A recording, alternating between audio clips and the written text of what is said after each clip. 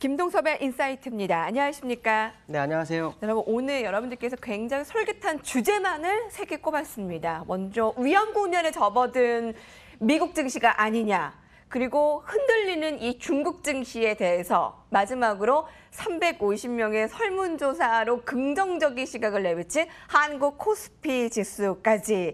자, 한눈에 정리할 수 있는 인사이트입니다. 첫 번째부터 볼까요? 첫 번째는 이제 미국 증시가 어저께 또 하락을 했어요. 하락의 기본적 이유는 그 중국과의 무역 전쟁이 아주 컸죠. 트럼프가 4,500억 달러 정도까지 관세 부과 가능성을 제기했었죠. 거기에 따라서 시장에서는 이제 7월 6일 날 뭐 합의가 되면 아무 상관없지 않느냐, 찻잔 속의 태풍이다, 뭐 이런 얘기를 하고 있었는데 이 무역 분쟁이 전 세계적으로 번지는 그런 분위기죠. 유로 연합에서도 그 미국산 철강에 대해서 관세 이 부분에 대해서 보복 관세를 좀 예상하고 있고요. 러시아도 역시 보복 관세를 매기려는 모습이 나오고 있습니다. 제가 이제 이 말씀을 드리는 이유는 시장이 가야 한다라는 생각하는 입장에서는 정말 좋은 호재가 나와야 되거든요.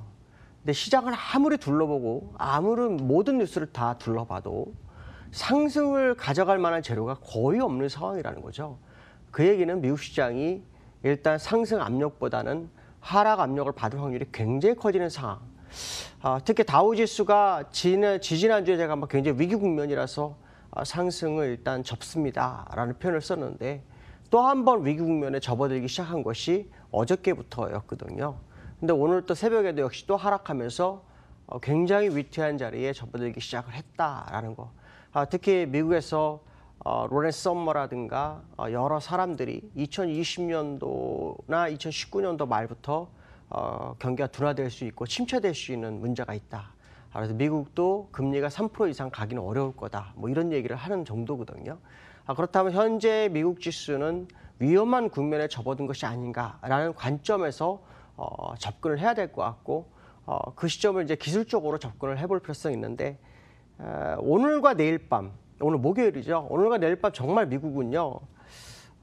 24,900, 300포인트 정도 올라야 됩니다. 이게 이틀 동안 300포인트, 물론 지수 대비 300% 해봐야 뭐 1.5%밖에 안 되니까 뭐 큰 의미 없다라고 생각하는데 지금 자리가 두 번째, 첫 번째 조정을 줄여다가 반등을 주고 바로 내려왔거든요.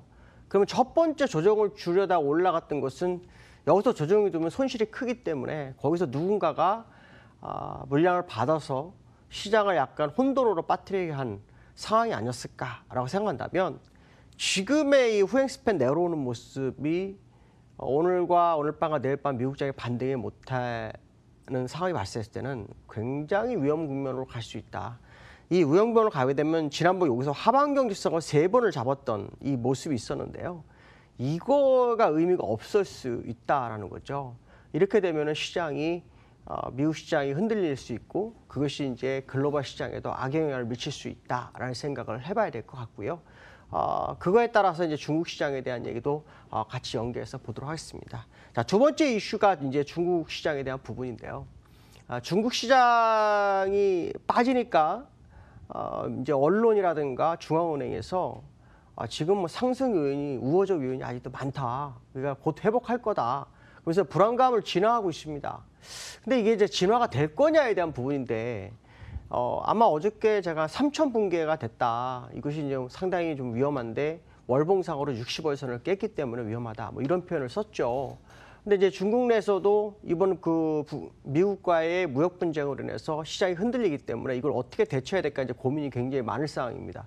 근데 저는 이제 이걸 보면서 이거 중국 시장이 어쩌면 상승 시점을 놓쳤기 때문에 하락으로 아주 기우는 것이 아닐까 뭐 이런 생각을 좀 해봅니다. 왜냐하면 아마 혹시 몇 년 전부터 뉴스 보신 분들은 아시겠지만 헤지펀드의 무덤이 어디입니까?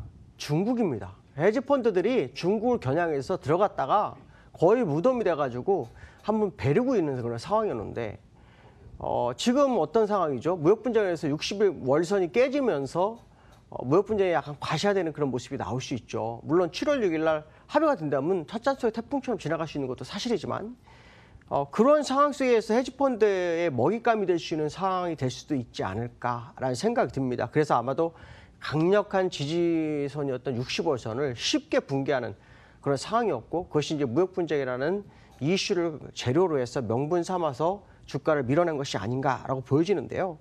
실제로 이 상해의 일목균형표상으로는요, 후행 스페인 굉장히 안 좋습니다. 그러니까 미국만큼 안 좋습니다.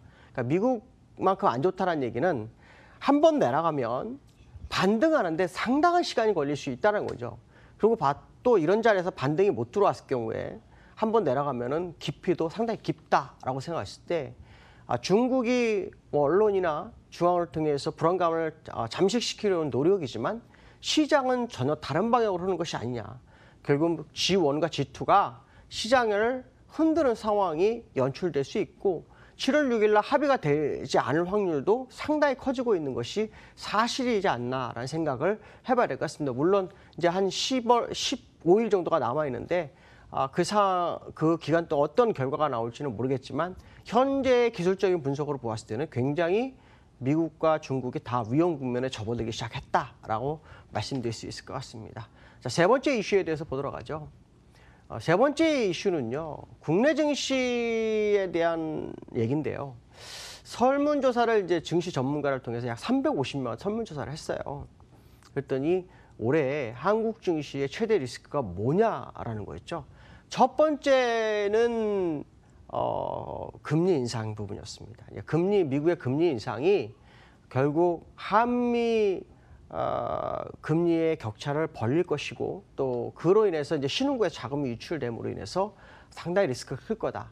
한 198명 정도가 이쪽에다가 점수를 줬고요. 두 번째 준 것이 이제 무역 분쟁 쪽에 무게가 실립니다. 결국 지금 미국 시장이 금리 인상에서는 버티고 있지만 무역 분쟁에서 무너지는 그런 상황이었거든요. 두 가지 이슈가 새로운 시장의 화두가 될 수 있는 그런 상황이고, 앞으로 시장을 이끌어가는 그런 문제가 있다. 특히 우리나라 같은 경우에는 앞에서 말씀드렸던 미국하고 중국에 대한 위험함이 있지만, 거기에 대해서 수출이 약 37% 정도가 미국하고 중국에 다 쏠려 있는 상황입니다. 그렇다면은 결국 지금 금리 인상으로 인한 외국인들의 자본 이탈이라든가, 또 미국하고 중국이 무역 분쟁을 함으로 인해서 우리한테 올 수 있는 타격이 굉장히 클 수 있다는 것을 나타내고 있다는 거죠.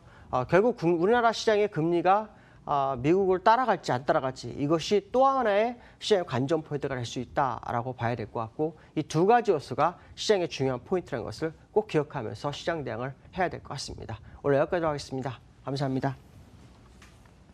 네, 코스피 코스닥은 아직 각각 2,400 회복하지 못하고 840선 회복하지 못하고 있습니다. 자, 오늘 이 파란색 불에서 오후에 어떠한 변화 있을지 예의주시하시고 그 안에서 꼭 수익 챙기시기 바랄게요. 저희 내일 이 시간에 찾아뵙겠습니다. 고맙습니다.